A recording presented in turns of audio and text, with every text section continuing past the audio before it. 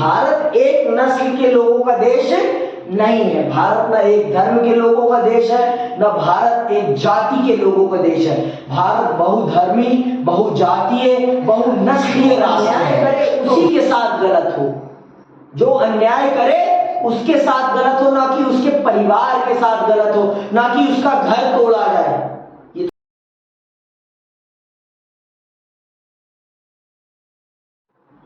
जय हिंद साथियों, मैं अंकित कुमार यादव आप सभी का स्वागत करता हूं सृष्टि ज्ञान केंद्र में, जहां हम कक्षा 11वीं की पहली बुक राजनीति की पहली बुक को पढ़ रहे थे, जिसमें मैंने आपको संविधान के 4 कामों के बारे में बेहतरीन तरीके से समझा दिया है। अब मैं अध्याय को आगे चल रहा हूं बढ़ाने, और आज मैं आपको चल रहा हूं समझाने राष्ट्र की बुनियादी पहचान क्या होती है, एक राष्ट्र की पहचान किन विषयों पर बनती है। अथवा आज का मैं दूसरा विषय जो पढ़ाऊंगा वो पढ़ाऊंगा संविधान की सत्ता। एक संविधान किस प्रकार से अपनी सत्ता स्थापित करता है एक देश में, ये मैं आपको समझाऊंगा। तो चलिए प्रारंभ करते हैं विस्तार पूर्वक और जानते हैं कि एक राष्ट्र की पहचान किस प्रकार से स्थापित होती है। तो आइए प्रारंभ करते हैं। आखिरी और शायद सबसे महत्वपूर्ण बात यह है कि संविधान किसी समाज की बुनियादी पहचान होता है। संविधान किसी भी समाज की बुनियादी पहचान होता है। देखो, जब तक आपको आपकी पहचान न दी जाए तब तक समाज में आपको कोई जानता नहीं। आपको आपका नाम इसीलिए दिया जाता है जिससे कि आपको एक पहचान मिल सके, आपको एक पहचान मिल सके। तो उसी प्रकार से एक राष्ट्र को भी अपनी पहचान की तलाश होती है, और वो पहचान की तलाश तब खत्म होती है जब उसे उसका संविधान मिलता है, जब उसे उसका संविधान मिलता है। तो चलिए सुनिएगा। इसका अर्थ यह है कि संविधान के माध्यम से संविधान के माध्यम से ही किसी समाज की एक सामूहिक इकाई के रूप में पहचान होती है। इस सामूहिक पहचान को बनाने के लिए हमें इस संबंध में कुछ बुनियादी नियमों पर सहमत होना पड़ता है। देखिए, आप ही हैं, जनता ही सब कुछ करेगी। जनता अगर मान लेगी कि ये भारत है तो ये भारत है। आप जब तक कुछ चीजों पर एग्री नहीं करेंगे ना, तब तक देश का संविधान बनने वाला नहीं है। देश का संविधान तभी बनेगा जब आप कुछ बातों पर सहमत होंगे। हमने पढ़ा ना, संविधान का पहला काम ही क्या है? संविधान का पहला काम है आपके बीच में क्या पैदा करना? विश्वास पैदा करना, तालमेल पैदा करना, जिससे कि आप उस पर विश्वास कर सको और उसकी बताई हुई बातों को मान सको। तो वही चीज है, जब आप संविधान की बातों को मानने लगते हैं तो संविधान के द्वारा दी गई पहचान को भी आप एक्सेप्ट करने लगते हैं। हमें, जैसे हमारे देश को संविधान ने एक पहचान दी है, क्या? कि हम एक धर्मनिरपेक्ष, पंथ निरपेक्ष, गणतंत्रवादी राष्ट्र हैं। गणतंत्रवादी राष्ट्र हैं। तो यह है हमारे देश की पहचान। हमारे देश को उसने नाम दे रखा है भारत और इंडिया। भारत और इंडिया हमारे देश को नाम प्रदान किया गया है। तो ये वाली बात को हमें समझना बहुत जरूरी है कि एक देश को पहचान देने का काम उस देश का संविधान करता है, और उस देश को संविधान को स्वीकृति प्रदान करने का काम उस देश की जनता करती है। कुछ बुनियादी नियमों को मान करके हाँ, हम इस बुनियादी नियम को एक्सेप्ट करते हैं और हम इस संविधान के अनुसार अपने देश को चलाने के लिए तैयार हैं। आगे सुनो। संविधान बनने के पहले हमारी अन्य अनेक प्रकार की पहचान या असीमताएं होती हैं। संविधान जब तक नहीं होता तब तक हम कुछ भी होते हैं। हिंदू, मुस्लिम, सिख, ईसाई, जैन, बौद्ध होते हैं, पंडित, ठाकुर, ब्राह्मण, कुछ भी हो सकते हैं। लेकिन संविधान के बनने के बाद हमारी एक पहचान हो जाती है। क्या हो जाती है? कि हम सब क्या है? हम सब भारतीय हैं। हम सब क्या है? हम सब भारतीय हैं। सब देशों का यही है। जो भी देश एक संविधान के अनुसार चलते हैं उस देश के नागरिक की एक ही पहचान होती है, वो क्या है? उस देश के नागरिक है। उसके अतिरिक्त वो उस देश के लिए कुछ भी नहीं है। समझ में आगे बात? आगे सुनो। उनकी एक ही पहचान है उस देश के नागरिक के रूप में। लेकिन कुछ बुनियादी नियमों और सिद्धांतों पर सहमत होकर हम अपनी मूलभूत राजनीतिक पहचान बनाते हैं। दूसरा, संवैधानिक नियम हमें एक ऐसा विशाल ढांचा प्रदान करते हैं जिसके अंतर्गत हम अपनी व्यक्तिगत आकांक्षाओं, लक्ष्य और स्वतंत्रताओं का प्रयोग करते हैं। संविधान आधिकारिक बंधन लगाकर यह तय कर देता है कि कोई क्या कर सकता है और क्या नहीं। अंततः संविधान हमें एक नैतिक पहचान भी देता है। तीसरा और अंतिम, अब शायद यह संभव हो सकता है कि अनेक बुनियादी राजनीतिक और नैतिक नियम विश्व के सभी प्रकार के संविधानों में स्वीकार किए गए हैं।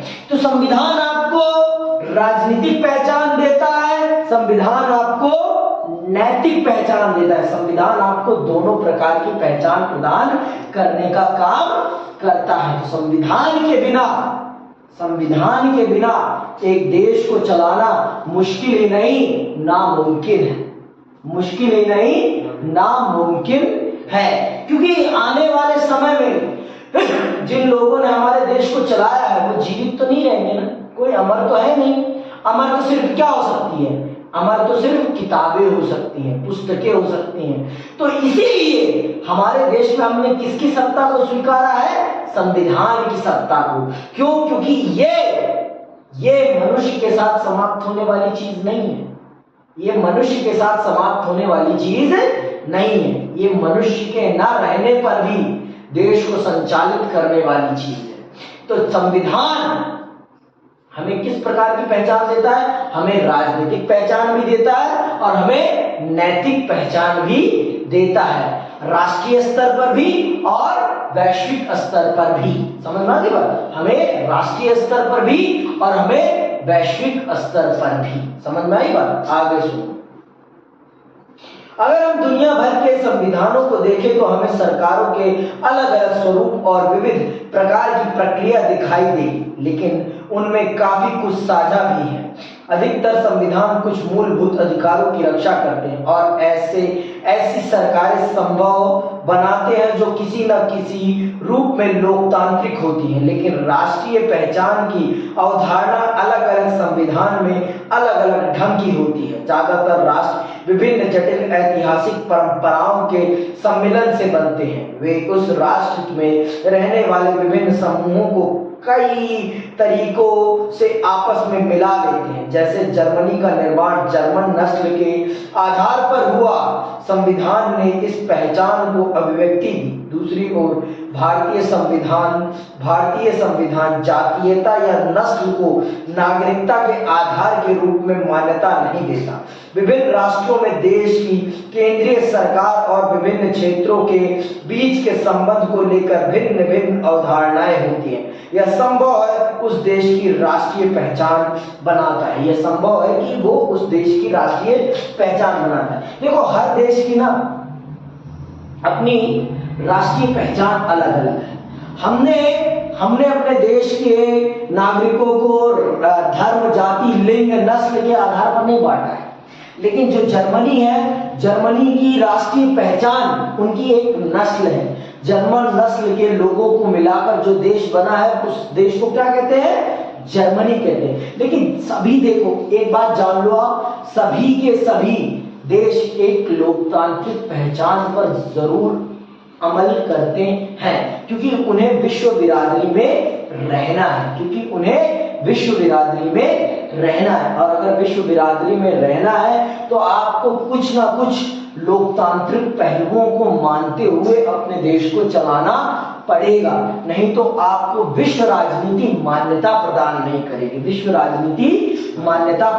देखो, हमारे देश की बनावट अलग है, उनके देश की बनावट अलग है। हम उनके देश को अपने देश की तर्ज पर नहीं ढाल सकते और हम अपने देश को उनके देश की तर्ज पर ढाल नहीं सकते, क्योंकि भारत एक नस्ल के लोगों का देश नहीं है। भारत न एक धर्म के लोगों का देश है, न भारत एक जाति के लोगों का देश है। भारत बहुधर्मी, बहुजातीय, बहुनस्लीय राष्ट्र है।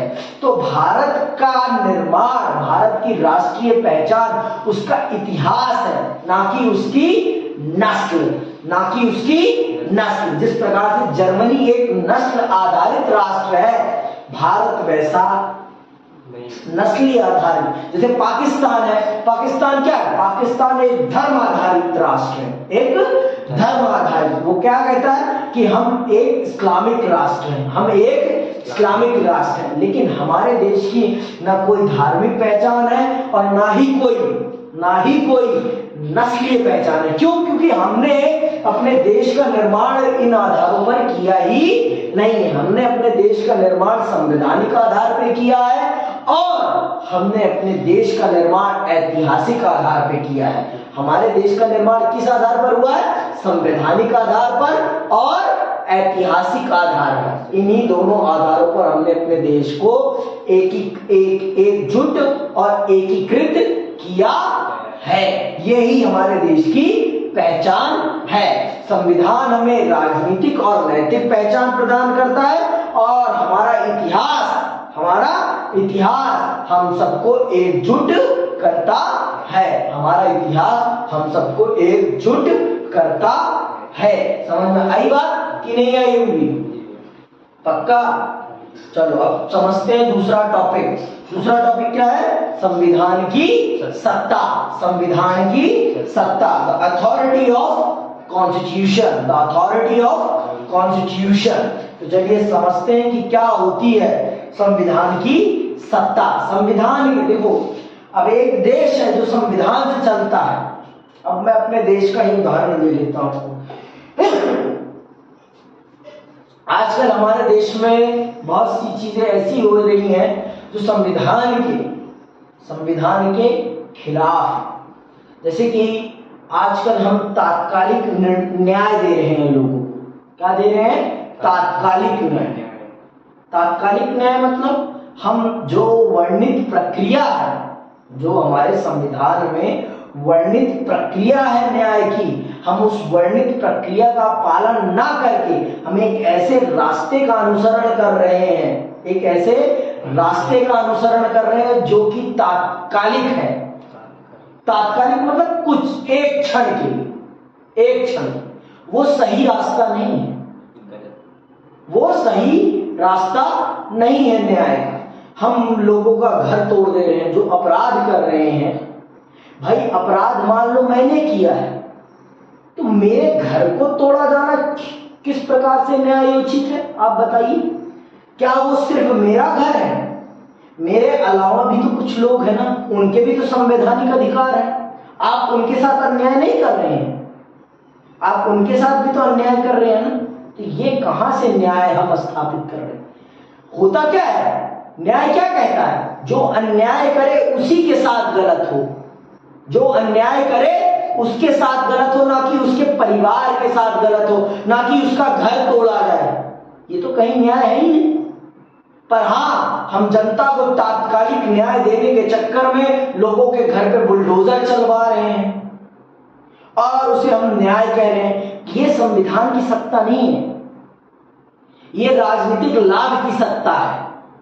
इसे हम कहेंगे राजनीतिक लाभ की सत्ता, कि हम अपने राजनीतिक लाभ के चक्कर में संविधान की सत्ता को ही दरकिनार करते जा रहे हैं। हम संविधान की सत्ता को दरकिनार करते जा रहे हैं, जो कि हमारे देश के लिए बहुत ही खराब है, बहुत ही ज्यादा खराब है।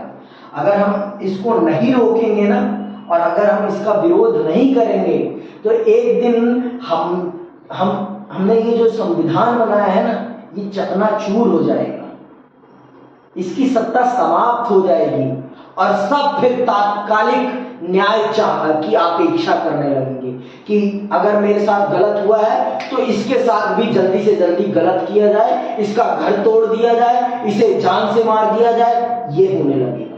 फिर हम कभी भी चीजों को गहराई से समझने का प्रयास नहीं करेंगे। और चीजों को गहराई से समझना बहुत जरूरी है। समझ आई बात? जिन लोगों ने ये संविधान लिखा है ना, उन लोगों ने बहुत सारे संविधानों का अध्ययन करके भारत का संविधान लिखा है।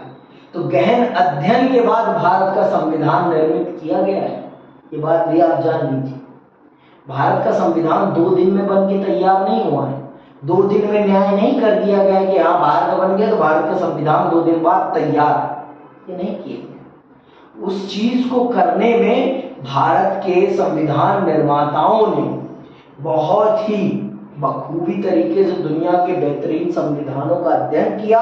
उसके उपरांत भारत के संविधान को एक रूपरेखा प्रदान की।